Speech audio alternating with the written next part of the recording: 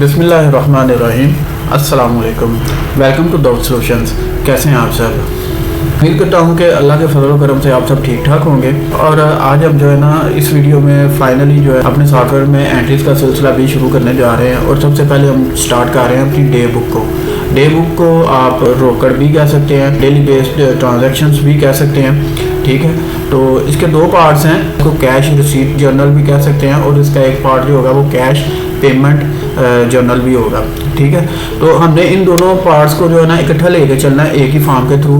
तो क्योंकि जो हमारा रूटीन बिजनेस होता है उस पर हमारे पास जो डे बुक होती है या रोकड़ होता है उसके ऊपर एक ही पेज के ऊपर दोनों पोर्शन बने होते हैं। तो ये मुख्तलिफ फार्मेट्स होते हैं, ठीक है। हर बिजनेसमैन अपने हिसाब से जो है फार्मेट बनाता है। तो कैश रिसीट जर्नल जो होता है वो उसके नाम से ही ज़ाहिर है, जो हम रकम वसूल कर रहे होते हैं वो कैश जर्नल के थ्रू हम स्टोर करते हैं, ठीक है। ट्रांजैक्शन सारी जो हम उस पर लिखते हैं, उस पर नोट करते हैं, रिकॉर्ड करते हैं। और जो कैश पेमेंट जर्नल है वो भी आपको इसके नाम से ही समझ लग रही होगी कि कैश पेमेंट जर्नल यानी जितनी भी हम पेमेंट्स करते हैं, ठीक है, तो वो जो है पेमेंट्स वो हम कैश जर्नल के थ्रू जो है ना वो सारा रिकॉर्ड जो है मेंटेन करते हैं। तो ये मुख्तसर सा है, बाकी इनकी डिटेल्स प्रॉपर जो है वो इंशाल्लाह ताला हम देखेंगे तफसीली। लेकिन थोड़ा सा मैं आपको बता दूं कि जो कैश रिसीट्स होती हैं वो पेमेंट्स हमें आ रही होती हैं, हम सेल्स वगैरह करते हैं या हमारी कोई इनकम दूसरे तरीके से होती है या किसी को लोन वगैरह दिया हो वो वापस आता है हमारे पास, तो वो हम रिसीट्स के थ्रू जो है ना स्टोर कर लेते हैं सारी ट्रांजेक्शन। और जो कैश पेमेंट जर्नल है उसमें हम जितना भी कैश किसी दूसरे बंदे को दे रहे होते हैं या किसी भी यानी तरीके से लाइक हमने कोई परचेज कर लिया है, ठीक है, या कोई और एक्सपेंस आ गया, कोई किराया दे लिया है, कोई तनख्वाह दे लिया है, कोई टैक्स वगैरह दे दिया है वगैरह वगैरह, तो या किसी को वो परचेज़ किया हुआ माल वापस आ गया तो हमने इसको रिफ़ंड कर दिया है। या मालिक जो होता है बिज़नेस का ऑनर जो होता है वो अपने लिए कोई ज़ाती इस्तेमाल के लिए पेमेंट निकाल लेता है, ठीक है, पैसे निकालता है, तो वो उस सारे कार्ड को जो है ना हम पेमेंट जर्नल के थ्रू जो है ना मेंटेन करते हैं। तो इसमें ज़ाहिर सी बात है अगर हम किसी से वसूल कर रहे होते हैं तो उसमें जो कैश रिसीट जर्नल के थ्रू हम कैश को जो है हम डेबिट कर लेते हैं क्योंकि हमारा कैश बढ़ जाता है। और जब हमारा जो अकाउंट होगा वो क्रेडिट हो जाएगा, ठीक है।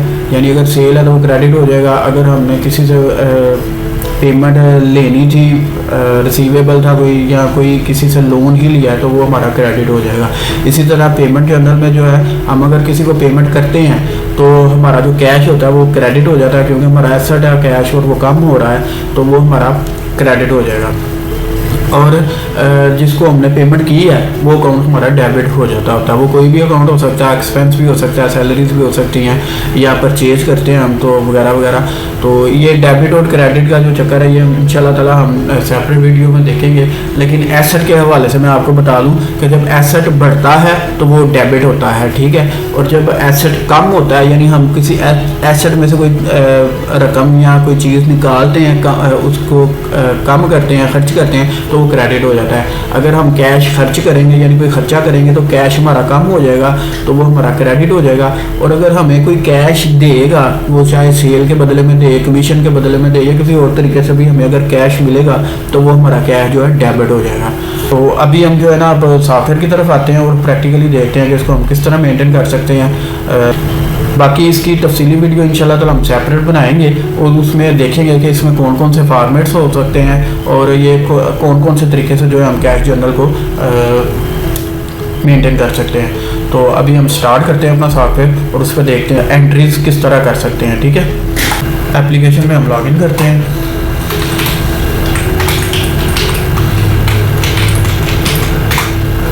ठीक है जी, और ये हम आ जाते हैं अपने फॉर्म में जिसको हम कैश रिसीट या कैश पेमेंट जर्नल भी कह रहे हैं और उसके अलावा इसको हम डे बुक रोकड़ या डेली ट्रांजैक्शन का नाम भी दे रहे हैं। तो इस फॉर्म को ओपन करते हैं और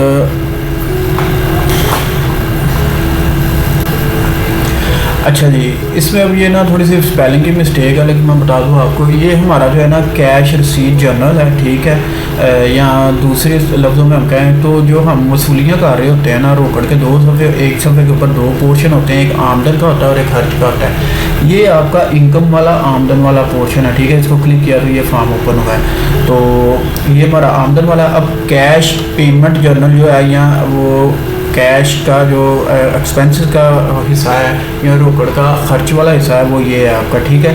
ये अमूमी तौर पे जो है ना बिजनेसमैन कहते हैं कि एक ही पेज पे दोनों होने चाहिए, ताकि वो डबल एंट्री सिस्टम के हिसाब से हम उसी वक्त जो है ना यहाँ से हम वसूल कर रहे हैं और आगे उसी एंट्री के थ्रू उसको जो है ना हम पार्शली या सेपरेटली जो है ना सेपरेट अकाउंट में जो है ना उसको ट्रांसफ़र कर सकें। लेकिन जो आमतौर पे ये चीज़ भी देखी गई है कि बिजनेसमैन हजरात जो है सारा दिन अपनी इनकम जो है नोट करते रहते हैं और दूसरी तरफ अखराजात जो है नोट करते रहते हैं, और फिर डे एंड पे जाके वो जो है ना अपना ओपनिंग 2 डेज़ इनकम यानी जो मौजूदा उस दिन की इनकम होती है वो, और उसके अलावा उस दिन के अखराजात को जो है ना वो प्लस माइनस करके कैलकुलेट करके अपने क्लोजिंग जो है ना कैश बुक पे पहुँचते हैं।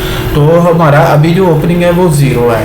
ज़ीरो इसलिए कि आपको याद होगा जब हम इंट्रोडक्टरी वीडियो बना रहे थे तो उसमें हमने कैश बुक को जो है ना ज़ीरो कंसिडर किया था, तो ये हमारा ज़ीरो है। लेकिन अब इसको हमने ओपनिंग डालेंगे या हम इनकम करेंगे तो ही हमारा जो आगे सिलसिला एक्सपेंस का भी चलता हुआ नज़र आएगा। तो इसीलिए जो है ना अब हम पहले कैश अकाउंट में से कैश को वसूल कर लेते हैं, ठीक है। ये हम कैश को खोलते हैं और इसमें से वसूल कर लेते हैं। रिसीव्ड हमारा आपको पता था, इसमें हमने 50 लाख डाला था, तो ये रिसीव्ड कैश, ठीक है। अब ये किस लिए निकलेगा ये भी मैं आपको यहीं पे बता देता हूँ। हम फ़र्ज़ करें कि बैंक का अकाउंट आगे खोलेंगे तो उसमें हमने इनिशियल डिपॉजिट करना है या पैसे डालने हैं, तो उसके लिए हम कैश निकाल लेते हैं। तो यहाँ पे लिख देते हैं received cash for ABC bank, ठीक है। तो ये जितना आप इसमें डालने लगे हैं कैश वो लिख लें। लाइक मैं लिखता हूँ यहाँ पे मैंने 25 लाख जो है ना कैश वसूल कर लिया है। ये देखिएगा, ये मैंने एंट्री सेव की कैश अकाउंट में से, मैंने एंट्री रिसीव कर ली है, ठीक है। और ये देखिए आपकी 2 डेज़ इनकम, यानी 2 डे आपने कितनी इनकम की है या आपके पास कितने पैसे आए हैं। तो ये समझ ले एक आपके पास खाता था जिसमें आपके पास पैसे पड़े हुए थे, वो कौन सा खाता था, कैश खाता। उसमें से आपने 50 लाख आज के दिन में लिए हैं, ठीक है। और वो ले गए, अब आपने आगे उसका क्या करना है वो देखते हैं। तो इसको मैं अभी बंद करता हूँ और हम एक और नया अकाउंट बना लेते हैं, ठीक है।